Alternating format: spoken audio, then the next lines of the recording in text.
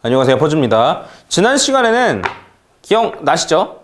지난 시간에는 예측 가능한 대형 호재 중에 첫 번째 중국 시장의 개방 요거에 대해서 말씀드렸어요. 해서 오늘은 나머지 뒤에 있는 두 가지 ETF 시장 오픈하는 거랑 세계 경제 위기에 대해서 이제 말씀을 드릴 겁니다. 그 전에 먼저 다시 한 번만 말씀드릴게요. 자, 호재랑 악재를 구분하는 건 심플하다 그랬죠. 호재 같은 경우에는 수요가 늘어나거나 공급이 줄어들거나, 악재 같은 경우에는 수요가 줄어들거나 공급이 늘어나거나, 이거예요. 이것만 갖고 심플하게 판단하시면 된다, 이 얘기입니다. 뭔 말인지 아시겠죠? 해서 나머지 뒤에 두 개 보도록 하겠습니다. 빨리빨리 진행할게요. 지난 시간에 이거 했고 오늘은 이 두 개에 대해서 언급을 드릴 거예요. 아시겠죠? 자, 예측 가능한 호재 두 번째가 이제 암호화폐 ETF 승인이에요.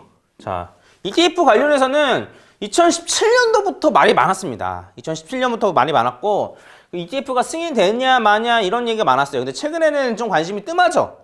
뜸한 거는 그러니까 잘 몰라서 뜸한 거예요. 무슨 얘기냐면 관심도가 줄어들었다는 얘기는 그만큼 코인 시장을 제대로 바라보는 사람이 적다는 얘기입니다. 이유에 대해서는 중요한 얘기는 아니니까요. 넘어갈게요. 지금도 비트코인 ETF에 대해서 검색을 하면 이게 최근 기사인데 2019년 11월 19일 날 돼 있고 2019년 10월 11일 이런 식으로 최근 기사인데 보면은 여전히 비트코인 ETF를 제한 검토한다. 다시 승인 거부한다. 다시 승인 거절된다. 다시 제한한다. 이러한 얘기들의 기사가 여전히 많이 있습니다. 여전히 많이 있어요. 그리고 여러분들이 ETF가 왜 이렇게 뜸하지? 라고 생각을 하셨을 텐데 2018년만 해도 ETF에 관한 얘기가 굉장히 많은데 왜 이렇게 요즘 뜸하지? 라고 생각하셨을 텐데 요즘에 올해 2019년 한 해 동안에는 ETF보다 뭐가 훨씬 이슈였냐면 벡트가 이슈였죠. 벡트 올해 2019년에 코인을 거래하셨으면은 한 번쯤은 들어보셨을 만한 얘기입니다. 근데 결국에는 벡트가 ETF랑 똑같은 얘기예요. 똑같은 형태의 호재라는 겁니다. 자, 다시 한번 차근차근 얘기를 해볼게요. 차근차근히. 자, 결국에는 벡트가 왜 중요했냐면 지금 있는 거래소들은 기관들이 못 믿겠다 이거예요. ETF 상품을 기관들이 만들잖아요. 기관들이 만드는데 그 기관들이 못 믿겠다 이겁니다. 기존에 있는 거래소들을 못 믿겠다 이거예요. 바이낸스 아무리 큰 거래소여도 바이낸스 못 믿겠다 이거예요. 왜냐면 허구한 해킹 당해지니까 허구한 해킹 당하고 이러니까 못 믿겠다 이거예요. 못 믿겠다. 해킹 사건이 한두 번 일어나는 게 아니잖아요. 그럼 코인이 해킹이 일어났다기보다는 그 거래소의 잘못으로 해킹이 일어난 겁니다. 정확히 알고 계시면 돼요. 그래서 기관들이 들어오려면 ETF가 계속 거절됐던 이유 중에 하나도 뭐냐면 안전하지 않지 않냐. 니네 고객들의 자산을 안전하게 보관할 수 있냐? 안전하게 할 수 있냐? 지금 있는 거래소 다 해킹당하는데 어떻게 보관할 거냐? 요 얘기였거든요. 그래서 그런 기관들이 안전하게 거래할 수 있는 거래소가 이 벡트였던 거예요. 그래서 벡트를 사람들이 왜 중요하게 여겼냐? 벡트가 오픈되면 벡트를 활용해서 기관들이 들어올 수 있으니까. 기관들이 벡트에다가 벡트 거래소를 활용해서 거래를 할 수 있으니까. 그럼 그 기관들이 비트코인 관련된 상품, 즉 ETF 상품을 만들 수 있으니까 그래서 벡트가 중요했던 겁니다. 뭔 말인지 아시겠죠? 야, ETF 이제 호재나 악재 그런 이슈빨도 끝났네 라고 생각하시는 분들은 반성하시고 그래서 벡트가 중요했던 거예요. 그래서 코인베이스에서 출시했던 커스터디 서비스인가 그런 것도 비트코인을 안전하게 보호해주는, 안전하게 보관해주는 이러한 서비스, 이러한 것들도 다 기관들을 위한 서비스입니다. 기관들을 위한 서비스. 그래서 쉽게 말하면 이거예요. 벡트가 호재였던 거는 ETF 때문이다. 그럼 ETF가 왜 호재냐에 대해서 우리가 이제 한번 생각을 해보면 되겠죠. 무슨 얘기인지 아시겠죠? ETF가 왜 호재냐에 대해 생각해 보시면 돼요. 그리고 분명히 제가 장담하는데 한번 펌핑 2020년, 2021년, 2022년 이것 중에 하나, 이 기간 동안에 한번 급등하는 패턴에서 무조건 이거 호재로 하나만 무조건 쓰입니다. 무조건 쓰입니다. 100타예요. 100%예요. 제가 장담합니다. 무조건 쓰여요. 말씀드릴게요. 자, 지금 네이버에서 검색을 하면은 ETF라고 검색을 하면은 이렇게 우리나라에서 판매하는 ETF 상품들이 쭉 뜹니다. 보면은 코덱스 200 이런 식으로 쭉 있죠. 근데 이제 보면은 코덱스 같은 경우는 코스피예요. 코스피 200 지수를 가지고 하는 건데 이렇게 ETF 상품이 쭉 있어요. 그럼 쉽게 말하면 여러분 대부분은 이제 MTS라고 그러는데 모바일로 이제 주식 거래 요새는 많이 하실 텐데 안 그러면 그 집에 있는 컴퓨터에 까는 거는 HTS인가? 홈 트레이딩 시스템인가? 뭐 해가지고 집에서도 주식 거래 하실 수도 있고 이런 식으로 주식 거래하는 인구가 우리나라에서도 꽤 많은데 그러한 거에 주식처럼 이런 걸 사고 팔 수가 있는 거예요. 주식처럼. 예, 주식 한 종목처럼. 삼성전자 이런 것처럼 주식을 사고 팔 수가 있는 거예요. 그러면 여러분들 한번 궁금하니까 이 ETF 상품에 대해서 한번 알아볼까요? 궁금하니까 ETF 상품에 대해서 알아볼게요. 해서 코덱스 200이라고 되어 있는 걸 딱 클릭을 하면은 이런 식으로 뜹니다. 해서 보면은 기초 지수량이 나와요. 어떠한 지수를 참고한 상품이냐? 보면은 코스피 200. 코스피 200 지수를 참고한 상품이라는 거예요. 그래서 코스피 지수가 올라가면 이 상품의 가격도 올라가고 코스피 지수가 떨어지면 이 상품의 가격도 떨어지고 이러한 소리입니다. 뭔 말인지 아시겠죠? 해서 좀 아래로 내려가 보면은 거래원 정보 나오죠? 그래서 신한금융투자, 그 다음 한국증권, NH투자증권, JP모간, 키움증권, 외국계 추정합 이렇게 나오죠? 예? 그러면 매도상이 나오고 매수상이 이렇게 나오네요. 그래서 그리고 외국인 기관 이런 식으로 나오고 외국인 기관 이런 식으로 해서 이런 데서 사고 팔고를 할 수가 있는 거예요. 쉽게 말하면. 네. 그리고 이 아래 더 보면은 더 아래 나오면은 자 ETF 주요 구성 자산이 나오죠. 보이시죠? 그러면 삼성전자가 구성 비중이 29.59%고 그래서 최근에 삼성전자가 전체 그 코스피 시총의 30%가 넘냐 안 넘느냐 막 이런 것 때문에 30% 제한 룰에 걸리느냐 안 걸리느냐 뭐 이런 얘기가 있었는데 어쨌든 그 코스피 구성 비중대로 투자를 한 거예요.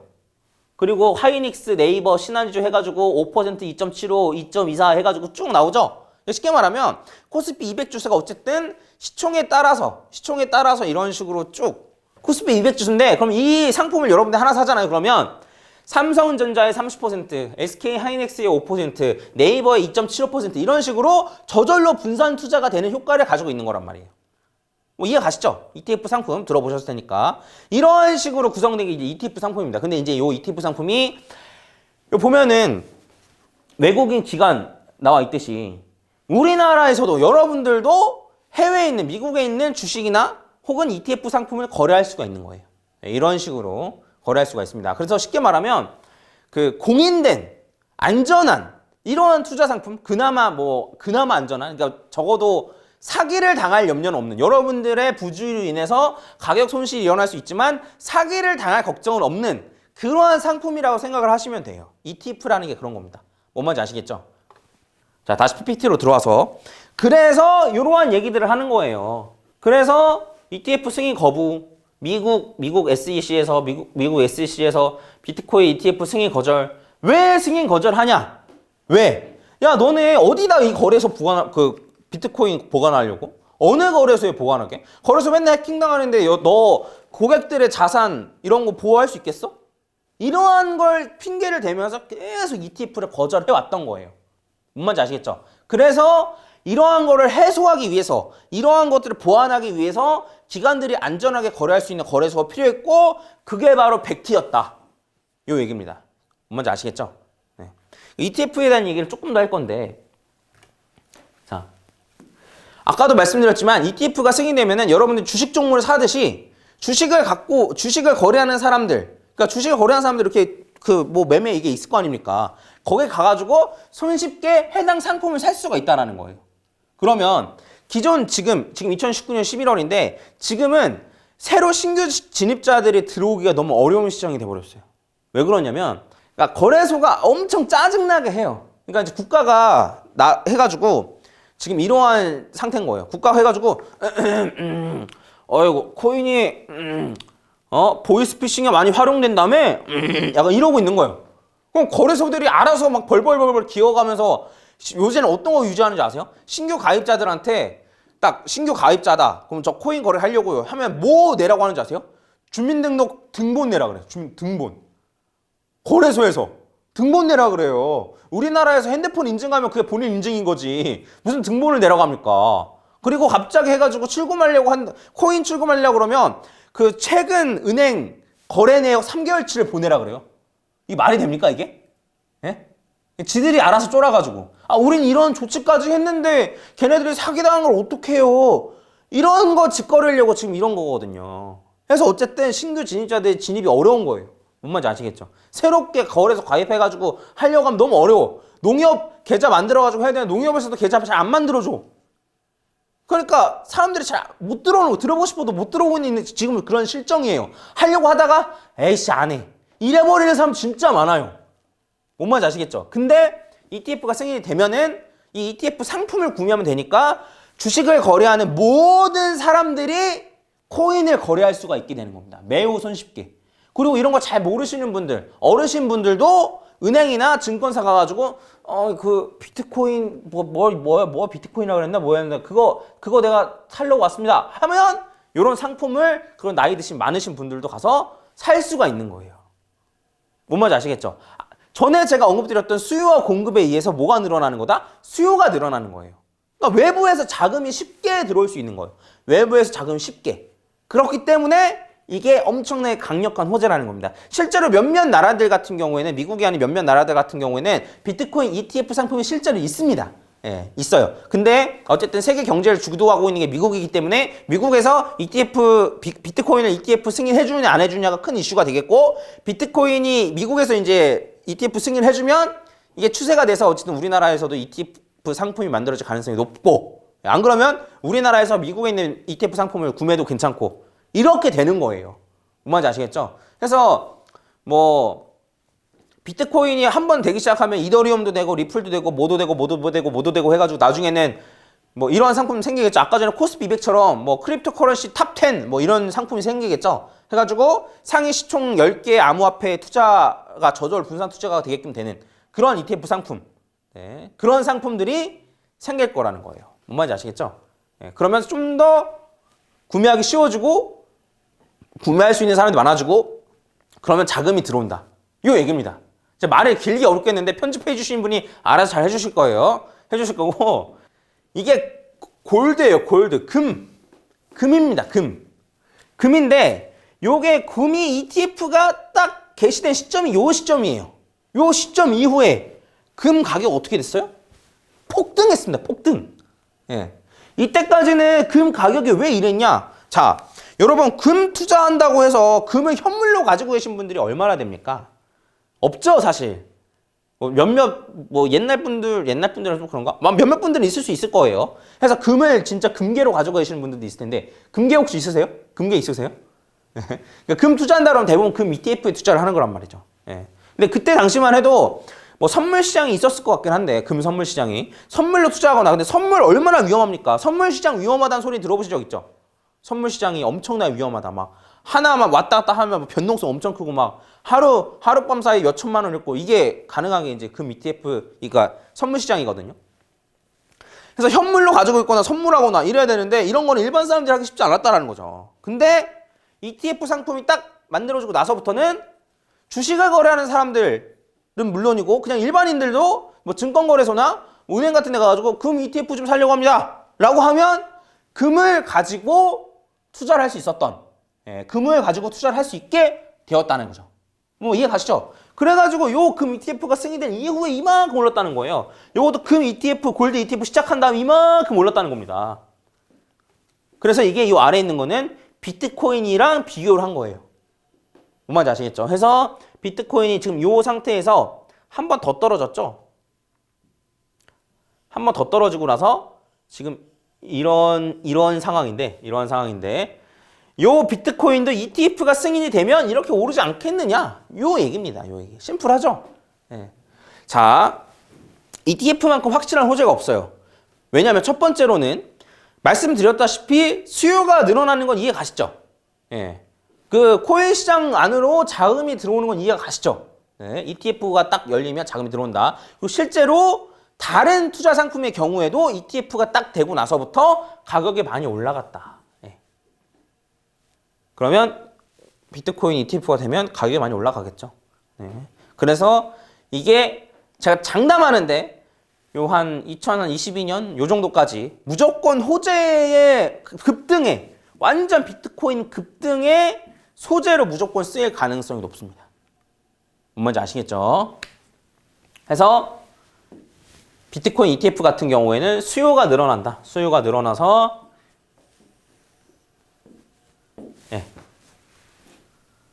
그래서 가격 올라간다. 이렇게 아시면 될 것 같아요. 자, 그 다음에 예측 가능한 호재 중 하나가 세계 경제 위기입니다. 세계 경제 위기. 세계 경제 위기랑 갑자기 비트코인에 대한 호재가 무슨 상관이야? 세계 경제 위기면 비트코인 가격도 떨어지는 거 아니야? 라고 생각이 들었다 하시는 분 손? 아닌가? 이렇게까지 생각 안 하시나? 그러니까 이제 세계 경제 위기가 곧 닥친다 얘기가 많죠. 근데 뭐 나스닥 지수도 계속 올라가고 우리나라 코스피만 좀 빌빌대고 뭐 이런 상황인데 세계 경제 위기가 왜 비트코인, 코인 시장 입장에서 왜 호재인지에 대해서 이제 언급을 드리도록 하겠습니다. 아시겠죠? 자, 이게 뭐냐면 베네수엘라 비트코인이라고 구글에다 검색하면요. 이런 식으로 떠요. 베네수엘라 비트코인 주간 거래량 최고 기록 경신. 언제냐면 2019년 9월 3일. 자, 그리고 뭐 비트코인은 베네수엘라 구세주가 될 수 없다. 뭐 베네수엘라 비트코인 중앙은행 뭐 준비자서 고려 뭐 이런 식으로 딱 나오는데 뭐냐면 베네수엘라가 어떤 나라입니까? 초인플레이션으로 지금 유명한 나라예요. 화폐의 가치가 그냥 똥이에요. 똥. 그냥 막 불쏘시개로 쓴단 말이에요. 돈을. 뭔 말인지 아시겠죠? 커피 한 잔 먹으려면 지폐로 이만큼 가져와야 커피 한 잔 먹는단 말이에요. 뭔 말인지 아시겠죠? 그럼 베네수엘라가 지금 어쨌든 초인플레이션이라고 하지만 거기에 돈 많은 사람이 있겠어요? 없겠어요? 있죠? 개 중에 돈 많은 사람 있잖아요. 그럼 그 돈 많은 사람들은 베네수엘라의 그 화폐로 본인 돈을 가지고 있을까요? 생각 다시 한번 해볼게요. 자, 화폐의 가치가 날이 가면 갈수록 점점 떨어져. 그럼 본인의 자산을 화폐로 가지고 있겠냐 이 말이에요. 그렇다고 해서 달러를 사려고 해도 달러를 살 수 있는 건 한정적이고. 그럼 그러한 사람들이 본인의 자산을 뭘로 바꿀까요? 이걸로 바꾼다는 거예요. 비트코인으로 바꾼다는 거예요. 왜냐? 자, 베네수엘라 갑자기 망했어. 그래서 망명 신청을 해가지고 뭐 근처에 있는 뭐 어느 나라로 갔다고 해봐요. 예, 어느 나라 뭐 우리나라에 왔다고 쳐봐요. 우리나라 왔는데 망명 신청해가지고 아무것도 없이 그냥 왔어. 근데 뭐가 있었어? USB 하드월렛. 네, 비트코인 하드월렛에 비트코인을 한 100개쯤 갖고 왔다 쳐봐요. 내가 베네수엘라에 있었을 때 자산을 비트코인으로 바꿔가지고 그 하드월렛 딱 하나에 비트코인 100개 담았다. 그럼 우리나라 국적 얻고 거래소 가입하고 은행 계좌 트고 한 다음에 그 비트코인 거래소에 전송한 다음에 그거 출금할 수 있어요? 없어요? 있잖아요. 뭔 말인지 아시겠죠? 일단 달러를 잔뜩 가지고 우리나라에 들어가가지고 그거가 뭐 어떻게 될지 어떻게 알아요? 예, 국가에서 가져갈지 어떻게 하냐고요. 예? 그리고 그렇게 갖고 다니다가 어디 다 잊어버렸지 어떻게 하냔 말이에요. 그쵸? 그럼 내가 달러를 베네수엘라에서 뭐 이만큼 가지고 있었다는 거를 어디에 뭐 증명해가지고 증명할 게 있냔 말이에요. 없단 말이죠. 그래서 이러한 본인 나라에서의 화폐 가치가 떨어진 나라에서는 본인의 자산을 코인으로 바꾸려는 움직임이 굉장히 많이 일어나고 있습니다. 이해 가세요? 예. 그러니까 왜냐면 갑자기 망할 수도 있잖아. 우리나라가. 아니, 우리나라 뭐 한국말 하는 게 아니고 베네수엘라가. 갑자기 망하면 어떡할 거야? 난 베네수엘라에서 부자였는데 망하더라도 다른 데 가서 그걸 마련해놔야 될 거 아니에요. 그런 걸 어떻게 마련한다? 요걸로 마련한다. 그래서 베네수엘라에서 비트코인 가격이 폭등했다. 이런 얘기가 있어요. 그러면 어디에서도 이런 일이 일어날까요? 짐바브웨에서도 이런 일이 일어나요. 짐바브웨 들어보셨죠? 짐바브웨. 안 들어보셨나? 짐바브웨도 통화 위기. 예. 통화 위기. 거기도 이제 지폐의 가치가 완전 똥인 거거든요. 똥인데 보면은 자, 초인플레이션 짐바브웨 비트코인 가격이 무려 뭐 이렇게 돼 있겠지만 이거 보면은 비트코인 프리미엄 600% 달. 이게 무슨 소리냐면 비트코인은 예를 들어 지금 뭐 한 700만 원, 800만 원인데 그거에 6배를 주고 산다는 거야, 비트코인을. 그 프리미엄을 주고도 비트코인을 산다는 거예요. 왜? 왜 살까요? 6배를 주고 사더라도 이 지폐로 비트코인을 사는 게 더 이득이니까. 뭔지 아시겠죠? 6배를 주고 사더라도. 왜냐면 내가 갖고 있는 이 지폐의 가치가 하락하는 속도가 너무 빠르니까. 안 그러면 짐바브웨 갑자기 망해버리면, 다른 데 가서 먹고 살아야 되니까. 본인의 자산을 비트코인으로 바꾸려는 움직임이 많이 일어나고 있습니다. 최근에 터키도 뭐 인플레이션이 많이 일어났다 이런 얘기가 있던데 아마 터키에서도 이런 일이 일어났을 거예요. 터키 한번 검색해 볼까요? 이거 전혀 예상이 없던 건데 한번 검색해 볼게요. 터키 비트코인 보이시죠? 예. 터키, 리라와 가치 폭등에 암호화폐 거래량 급증. 이런 거 나온다니까요. 그러니까 본인 나라의 화폐의 가치가 떨어지는 나라들은 부자들은 이런 생각 한단 말이에요. 그냥 우리만 손해야. 소시민들만 손해라니까. 우리만 해가지고 그냥 그 은행에 넣어놓고 어떡하지 이러고 있는 건데 그냥 짜장면값 막 폭등할 때 어떡하지 이러고 있는 건데 부자애들은 생각한단 말이에요. 돈 많은 애들 생각한단 말이에요. 아유 짜증난다 라고 생각하는 거란 말이에요. 예, 그래서 빨랑 내 돈으로 갖고 있는 게 아니고 현물 자산을 갖고 있어야겠다. 금, 은, 달러 이런 걸 갖고 있어야겠다. 혹은 비트코인으로 가지고 있어야겠다. 이런 얘기가 나오는 겁니다. 예. 뭔 말인지 아시겠죠? 근데 제가 말씀드리고 싶은 건 이런 거예요. 지금 뭐 달러 같은 경우에도 뭐 안전자산으로 취급을 받고 있잖아요. 달러, 엔화 이런 것도. 근데 세계 경제 위기가 닥친다면 달러도 달러의 가치도 폭락이 한다면 달러의 가치가 막 폭락해가지고 달러를 사람들이 갖고 있고 싶어 하지 않는다라고 하면 그러면 미국에 있는 사람들 그런 사람들도 달러로 갖고 있으면 막 달러가 갑자기 막 효지 조각이 되는 거죠. 쉽게 말하면. 예. 달러 뭐 예를 들어 뭐 짜장면 한 그릇 5달러라고 치면 짜장면 한 그릇에 이제 뭐 10달러, 100달러 이 정도가 돼야지 짜장면 한 그릇 먹을 수 있는 거예요. 그렇게 되면 그 사람들은 달러로 가지고 있겠냐 이 말이죠. 제 말은. 뭔 말인지 아시겠죠? 자기 돈을 달러로 가지고 있지 않고 비트코인이나 다른 코인이나 안 그러면 금이나 은이냐 이런 실물 자산으로 옮긴다는 거죠. 물론 비트코인은 실물 자산이냐 뭐 이런 얘기를 하고 싶은 게 아니에요. 여기서는 제가 그런 말 하고 싶은 게 아니고 어쨌든 그러한 자산으로 본인의 그 돈을 바꾼다는 거죠. 뭔 말인지 이해 가시겠죠? 그래서 뭐 우리나라가 베네수엘라랑 짐바브웨처럼 될 것 같진 않습니다. 솔직히 말하면 그 정도로 될 것 같진 않은데 만약에 세계 경제 위기가 닥친다면 충분히 일어날 수 있는 일이라고 생각을 해요. 예. 자, 여기서 제가 이제 전에 분석했던 걸 한번 볼 텐데, 자, 이건 뭐냐면 제가 옛날 옛적에 언제냐면요, 2018년 7월 24일에 코스피를 분석한 거예요. 코스피를 분석한 건데, 자, 뭐라고 분석했냐면 제가 여기서 딱 얘기 나온 게 있어요. 코스피가 하락할 것 같다. 여기가 언제냐면 2200일 때, 코스피가 2200일 때, 2280, 2300일 때, 네, 코스피가 떨어질 것 같다라고 분석을 한 거였어요. 코스피가 이렇게 하락한다는 소리였어요. 네, 근데 여기까지 떨어지지 않고 뭐 1900대까지는 떨어졌었는데 그래가지고 지금 뭐 코스피가 이렇게 생겼나? 네, 뭐 어떻게든 생겼는데 뒤에 차트 나오니까 그거 보고 얘기하면 돼요. 저는 어쨌든 요거는 취미 삼아 분석하는 거라서. 근데 제가 제목으로 뭘 썼는지 한번 보세요. 코스피 하락은 코인 신규 자금 유입? 보이시죠? 제가 제목으로 이렇게 썼다니까. 코스피 하락은 코인 신규 자금 유입? 제가 이 말을 왜 썼을까요? 단순히 그러니까 일단 직관적인 지표가 그러니까 경제 위기가 왔느냐 안 왔느냐를 이제 알아보는 직관적인 지표가 어쨌든 코스피 지수 혹은 뭐 원달러 환율 이런 걸로 이제 측정을 해볼 수가 있는데 코스피가 하락한다는 소리는 우리나라 경제 위기라는 소리고 우리나라 경제가 위기라는 소리는 코인 시장 쪽으로 자금이 들어올 확률이 높다. 왜? 사람들이 본인의 돈을 원화가 아닌 코인으로 바꾸고 싶어 할 테니까 라는 생각으로 제가 이렇게 제목을 썼던 겁니다.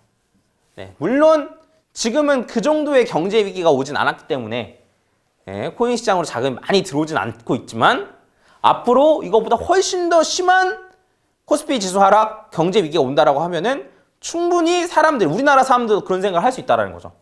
돈 있는 사람들은 야, 씨, 이거 커피값 이거 2,000원인데 내일이 됐는데 하루 뒤에는 또 4,000원이 됐어.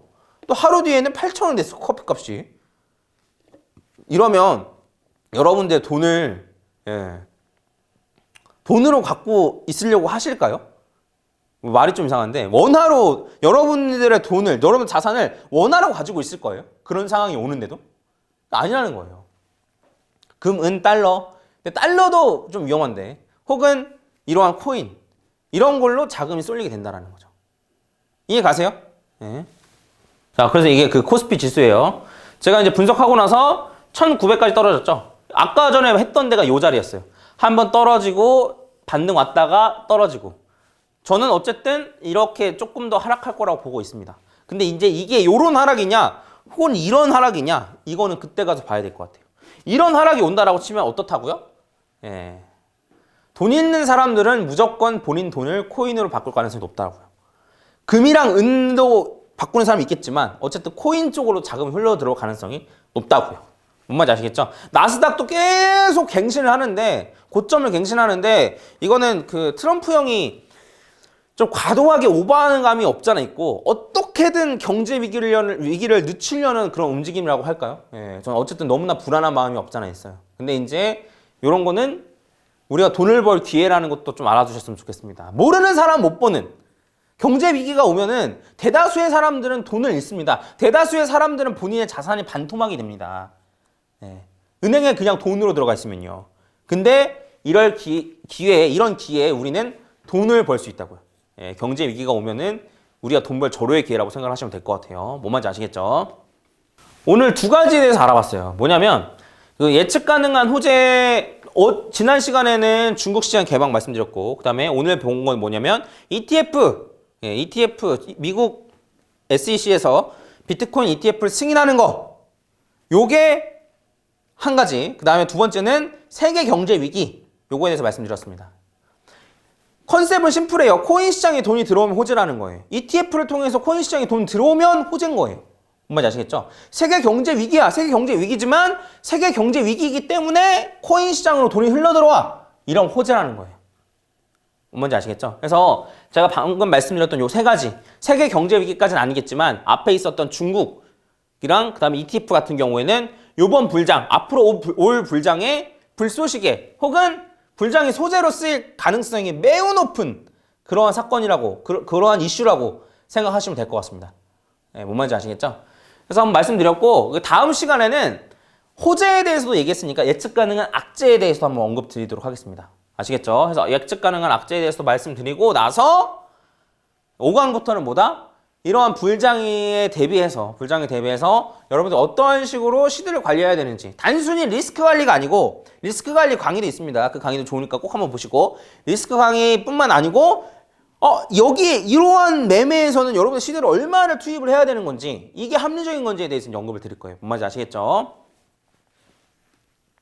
네, 이상 마치도록 하겠습니다. 감사합니다.